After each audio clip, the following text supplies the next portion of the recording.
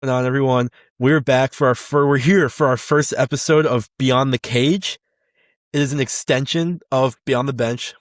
Whenever there's UFC pay-per-view, Peter and I will be here to preview it. What's up, guys? What's going on? I'm Um, Peter.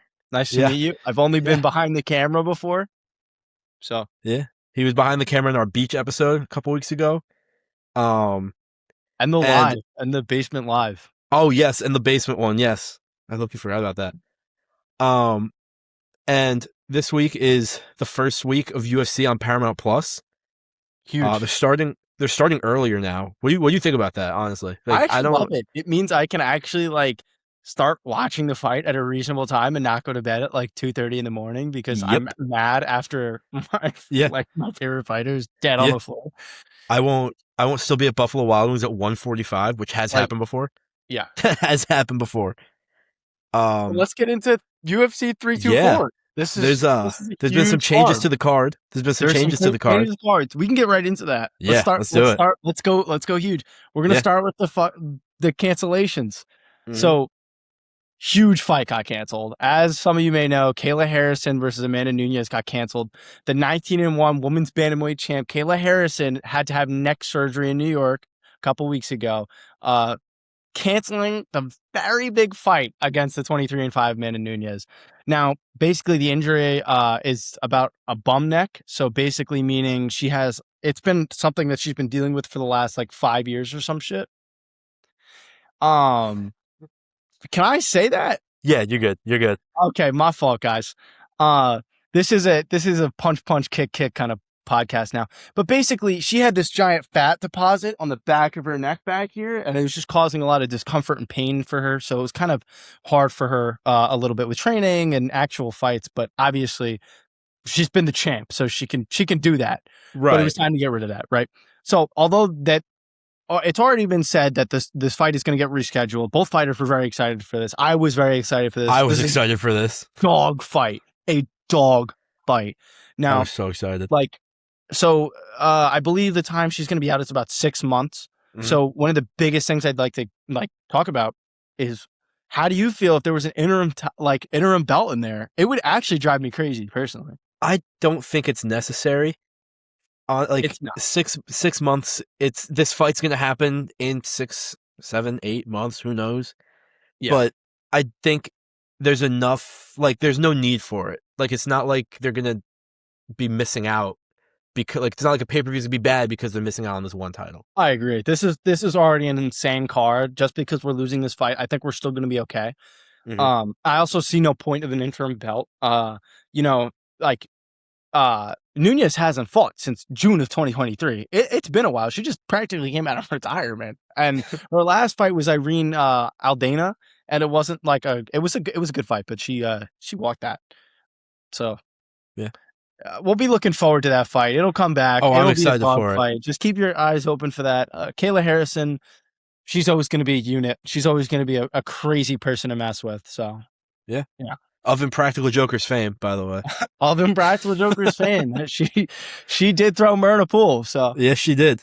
So let's keep moving. Let's go to Jean Silva, Arnold Allen, the first fight of the main card.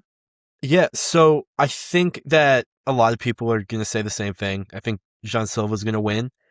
You can't count out Allen if he keeps it close and takes this fight into the later rounds. There's a lot better chance of him winning. Silva's very good early. He's very dangerous. He's a lot of early finishes. He's very fast. And I think I don't think this loss that he's coming off of, I believe it was against Diego Lopez, maybe? Oh, Jean Silva? Yeah, it was Diego Lopez. I'm pretty sure. And I don't think, I think that he's going to come out guns a-blazing in this fight. He's going to try and prove that was just a hiccup, that loss against Diego Lopez, who's amazing. Yeah, because he shouldn't be down because of that. He shouldn't be down because of that, because the last 4 fights he had against Bryce Mitchell, and then he knocked out Mitchell, I believe. He did knock out Mitchell. And he had 4 submission, TKO, submission. It was the last 4 of his fights are submission, KO, TKO by doctor stoppage, and then another knockout. He did get killed by Diego Lopez. Diego Lopez is a different breed. That guy's insane. Diego Lopez is so different. Like, You it's can't not win that. even no. I mean, you can, but not in that shape. If you watch that fight, it was the ground and pound, right? It was like towards the it was in the second round, Mhm. 4 minutes 48 seconds. Good night. Yeah, no, that was Like, what are you gonna do? But yeah, I mean, I could see I the think same he'll thing. take this Sean fight. Silva, if he keeps his composure and actually goes to the knockout, I think he could totally do it. Arnold Allen could stay back, play technically, keep the distance, keep that void wide, not be dipping into it too much. If he stays too close to Sean Silva, he's gonna get put on his butt. He will get choked out. So He also, I guess we can go. I say he hasn't fought in Yeah, over a year and a half either. true. Arnold. But He fought. his fights were good. Yeah, He's a good his fighter. last fight was 304 Mhm. against who was it? Chikadze, I think. Yeah. Yeah, we can double check that. It was, yeah. And he Okay. won by a unanimous decision. But his last 2 fights before that, he lost once to Holloway and once to Mavsar Evloev. So Happens. But I think he only has 3 losses. So it's not like So it's not that crazy. He'll be all right. Yeah. He's like 20-3, I'm pretty sure is his record right now. Yeah. So moving on, we can go over to Natalia Silva and Rose Namajunas. Yep. Basically, we all knew the original plan was Alexa Grasso, 16-5. She's really great. She's a great fighter. But so I couldn't figure out. I was diving into the research. I couldn't find it either. The injury. All I keep seeing is an undisclosed injury. So we can't figure out what happened to Grasso just yet. Maybe if you know, drop it in the comments. Somehow you got that information and we're just not seeing it. But basically, instead of Grasso, the 15-7 thug Namajunas, 2-time former champ, will take on Natalia Silva, somebody who's pretty good at Taekwondo. That's her specialty. It is a specialty. It is like it's pretty cool. Yeah. She's a strong contender. She just killed She Grasso. Really is. Well, killed. If you watch that fight, slow burn fight. It was so long. It was literally them just playing so far out of the void and just like throwing at each other and like missing and barely hitting. Ended by decision to go to Silva. But she still is undefeated in the UFC, 7-0. True. To me personally, like, if it's a stand and bang fight, Namajunas is gonna knock her out. She's gonna put her to bed. I don't think Silva could do the same thing that she did with Grasso to Namajunas. If she understands that she can't do that and understands that she's got to go in there almost guns blazing, then I think she could actually pull out pretty well. Yeah, and she obviously has the experience over Silva. Oh, definitely. Silva has the pace. Obviously, she's younger, but that's the complete opposite of experience. So it's really a matter of which takes over. Does the experience take over, or is the pacing going to wear Namajunas down? We're going to find out. Pacing has seemed to hurt Namajunas in the past, so I wouldn't be too surprised. I really wouldn't be too surprised. But she's got a tank on her. She's not going to gas out that easily. So it's going to be an interesting fight. I hope it's not boring. I hope it's going to be a good one. I think it's going to be a great fight. I think it's going to be a good fight, too. Who do you have winning? So, to be totally honest, I think Namajunas is going to come out on top. Okay. I think she's got the experience. She's got the technicality. She's got the tank. She's got the strength. She could do this. She very well could do this. She is scary in the cage. So I think she could walk away with this pretty easily if she wants it. It just depends on if she wants it or not. To me, it's really tough. It's gonna be really close. But I think the pacing is gonna be the most important thing. I have Silva by decision. I think it's gonna be important. I hope it's not a decision fight. I really agree. I really hope it's not a decision. I agree. Like I'm not trying to watch them just pick at each other for 3 rounds. I completely agree. But I think something's going to happen. I think sparks are going to fly. Something has to happen. I think somebody's going to get hurt. So, all right, we can keep going. Let's do it. Derek Lewis, Waldo Cortez Acosta, the I Salsa love Boy Derek Lewis. versus the Black Beast. I love Derek Lewis. He's great. He's So so look, fun to watch. I'll say this. I'll say this. Brewis, Chewis, Tuis, Derek Lewis by TKO. We could talk about this fight all day, but Cortez, yes, he has durability. He has the chin, but Derek Lewis has the experience. If he lands one clean flush kill shot, I think even with Cortez's chin, I think he's going night-night. I think he's going to go to sleep on the canvas. Yeah. I think the safer pick here is Cortez Acosta. He takes fewer risks in the rounds. I'm still taking Derek Lewis All because right. Yeah. I mean, there is I always can't not go with Derek Lewis here. you cannot count out Derek Lewis. You One punch, cannot you're count out done. Lewis. You are done. I think this is genuinely going to be a lot of. This is where Derek Lewis shows a lot of his experience because sometimes he has this. Sometimes he has this thing. He goes cold. He gets knocked out. He's done this before. He's had a loss a couple fights ago, and it was because he just he wasn't himself. He wasn't actually there to me. He wasn't fighting. I don't know, but I think basically Derek Lewis with a 29-12 record, having 42 professional fights. Yes, I suck at math, but there was one no contest. Jeremiah Constant, 2011, but.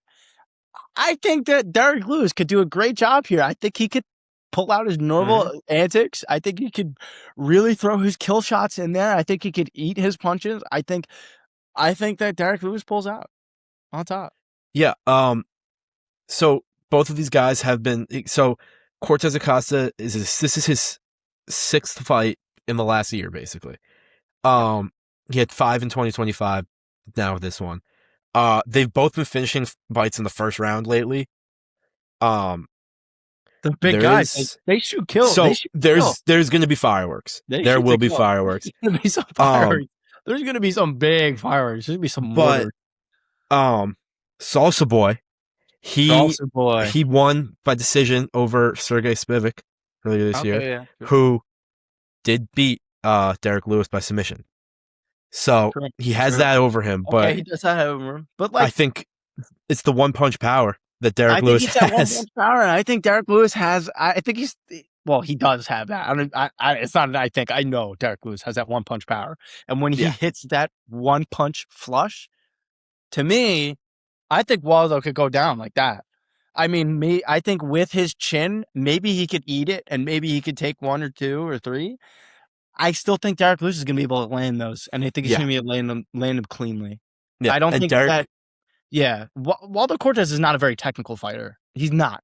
So I think that's where Derek Lewis is going to be able to. Yeah, and Derek Lewis has a lot more main card, big fight experience. Yeah. I really think that's going to come into play. It's going to be so fun. I'm so excited for that fight. All right, so now we get to the big boys. We're going to the big boys now. Even though those guys are really big boys, we're going to go down to Sean O'Malley, Sugar Sean, and we're going to go to Song Yadong. This is going to be a good, interesting fight. This is where O'Malley shows if he's actually the superstar he says he is. Like, you can't walk out with that song if you're not going to prove it. You're coming off a 2-fight loss streak. You got to be, like... Both to Merab. He clearly... I'll get to that. We got to talk... I think we could talk about Merab for a while here, but basically, to me... If O'Malley loses, I don't think he should have taken this fight in the first place. I think he already should have gone up a weight class. He should have been up there already. He should be at lightweight, sorry. Or featherweight? Flyweight? Excuse me. I don't remember. What's after bantamweight? Oh my God. What's after bantamweight? Flyweight? Flyweight, I think. I think flyweight. There's too many. He's Dana, fix it. I just think he needs to go up in weight. He's got to go up a weight class. He's stuck at a wall with Merab. Peter Yan's a hard target. We know he can't beat Merab. He needs some big changes. He's got to change how he's walking in that ring. Song Yadong, he's gonna hit him. He's gonna hit him hard. He's a great striker. He's going to hit him. O'Malley's technical. He plays that void very well. But what's gonna stop him from getting knocked in the chin like Merab did? And then. Yeah, we can also argue about O'Malley having the height and the wingspan here, but Merab is shorter than Song Yadong. Yeah. So what do you think? What do you think? So this is obviously O'Malley's first fights since losing to Merab twice. Yep. Song has the momentum. He just beat Henry Cejudo True. in February. I think that if O'Malley doesn't get a grip on this fight early, it's gonna be very interesting in the later rounds to see what's gonna happen. Because I think if it gets to the later rounds, Song's gonna start swinging, and it's gonna get bad there for O'Malley. Yeah, I could agree. I think once those fists start flying, O'Malley's got to keep his head back. He's got to keep it far. He's got to keep that fist out. He's got to keep his head back, and he's got to land. Yeah, he has to have range management. He gotta, has to manage the range between them because he's got to play the void. He gets hit, he's going down. He's going night-night. And I think he loses this fight, he has to move up a weight class. He's done. He knows he can't beat Merab. I can't imagine a world with him still in bantamweight after this fight. It's featherweight. That's the next one, by the way. Featherweight. So he'd have to go after who? Ilya? No, Ilya dropped the belt, right? Ilya, because he moved up to lightweight. Oh yeah, yeah. Which is why we're having Gaethje Pimlet. True. So it's gonna be. Oh, it's the next card. It's Peter Yan versus someone. It's literally the next card. Mirab.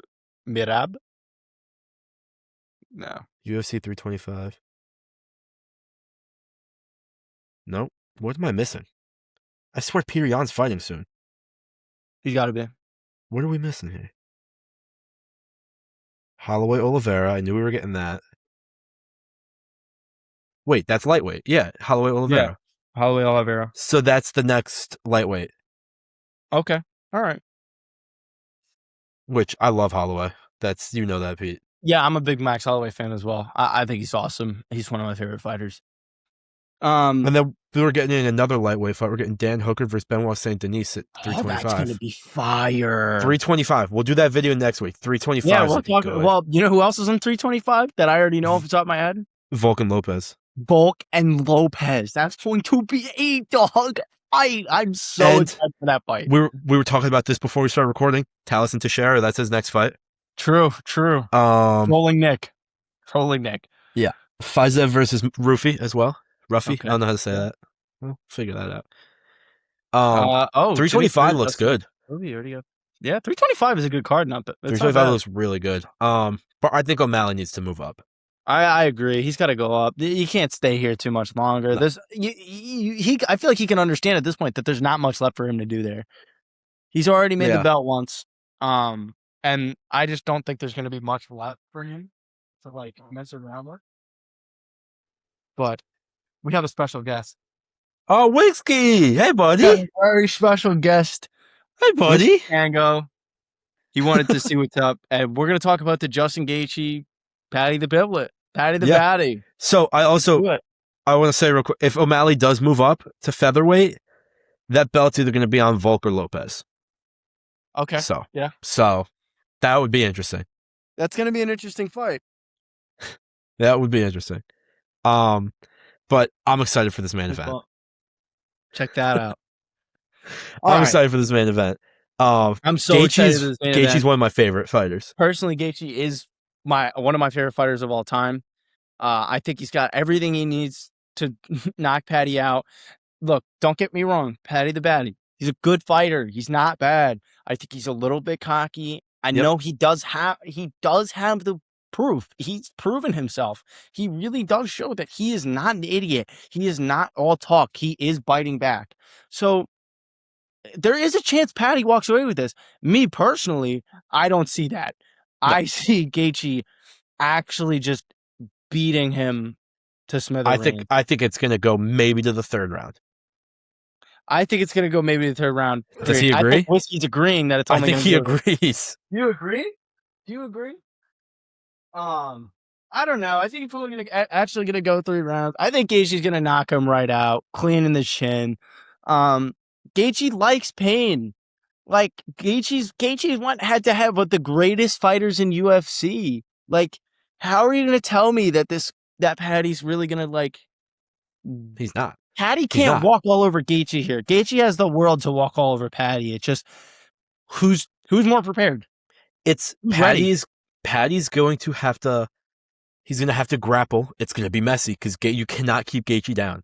You can't. And the only way I think he's going to People win is always if he count him will, out. if he can keep him down. Like he's not, he won't. You can't count Gaethje out on the ground. He's not bad. He's not bad on the ground. He does good work down there. Yeah, he's really hard to hold down, and he hits hard when you get back. And When he's he gets not back bad up. when it comes to submissions. He No, can choke you not out. at all. He'll put you in a gilly. Yeah. Oh yeah. Yeah. I have Gaethje by knockout. You have Gaethje by knockout. I'd have Gaethje by knockout. I could have Gaethje by knockout. Paddy by decision by like maybe a point. Maybe. Yeah. I think like an upset. Yeah, we're gonna get. Well, that's the thing. It wouldn't even be the upset. Paddy's favored by I think it's minus 230. He is favored. I keep forgetting. I will bet my house on Gaethje. I'm so confident in Gaethje. I put the car on Gaethje. I don't know if I put the house on him because I think Paddy still has a chance. I think Paddy has a chance. I can't count him out personally, so I'd put the car on Gaethje. Gaethje. He just beat Rafael Fiziev in March. Yeah, he had 98 strikes. He's a walking highlight reel. He really is. I love I could talk about Justin Gaethje forever. And I think that he is going to put an end to Paddy's unbeaten streak in the UFC at 7-0. Like I think so too. I mean, being 26-5, beating Fiziev. I mean, he did lose to Holloway. It was the last round. There was not even 1 second on the clock. No, and that was one of the most respectful knockout. That is one of my favorite UFC moments I've ever watched with my own eyes. That was so fun because those are my two favorite fighters. The other thing is, he's beaten Poirier. Yep. I mean, he's beaten Michael Chandler. He's beaten Tony Ferguson. He's beat the Cowboy. Like, he's beaten some of the biggest names. I mean, yes, he did lose to Poirier once. Yes, he lost to Khabib. We all know this. Yeah. Yes, but he went toe-to-toe with Khabib. Like, he went toe-to-toe. Well, he didn't really go toe-to-toe with Oliveira. That was a quick fight. But he did fight Charles Oliveira. Yeah. So, I mean, you can't count him out here. I know. You got to go. Once you look at his fight, if you put their fight histories next to each other, look at the people Justin's fought. Look at the people Paddy's fought. Look at the experience. Yeah. That says it all. And back to the so Gaethje has a really high takedown defense. It's 68%. And he lands almost 1.5 more significant strikes per minute than Paddy. Gaethje's very good at keeping those hits flowing. He's very good at. He's going to hit you in the leg. He's going to hit those body shots. He's not only aiming for your dome. He's going to tap you. He's going to make you hurt. He's going to keep hitting you, and he likes it when you hit him. Yeah. So you could see on the UFC website it says significant strikes absorbed per minute. Gaethje 7.18. And he loves every one of them. That is not even close to any other fighter I saw when I was doing my research for this. This guy could be bleeding out of his skull and smiling. He will be swinging at you, laughing at you. He does not care. And yeah, Paddy might sit there and be like, "Oh yeah, I'm gonna get you," and like, like be this cocky guy. But when it comes down to it, when you're in that last round and you're starting that last round and you guys are both beat up, Gaethje's fine. Yeah, Gaethje's fine. Yeah, he's not beat up. Paddy needs to end this fight early. Paddy definitely has to end the fight early. I agree. If he wants to win, I think that's the only way. But I mean, that's pretty much it. That's it for our first UFC. This is also weird because we're gonna have back-to-back UFCs and then nothing for a month. Yeah, yeah. But these next two cards are great. So this one's gonna be great. 325 is gonna be pretty good. I think there's a fight night after that, but there is. It's I just saw who it was too. Let me pull that back up.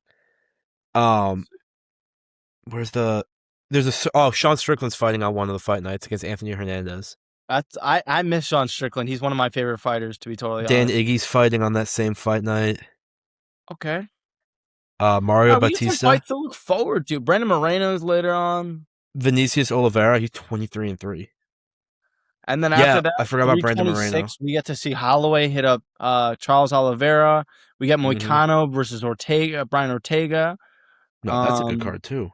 Cody Garbrandt used to hold the bantamweight belt. Like that's going to be a great fight against Long Zhao. Adesanya's fighting on a fight night, March 25th. I don't like that guy. I know you don't like Adesanya. Alexa Grasso is also scheduled on that card though, so Grasso. could see her back around then. Well, I guess as we start the Beyond the Cage, Paramount starts their Yeah, streaming.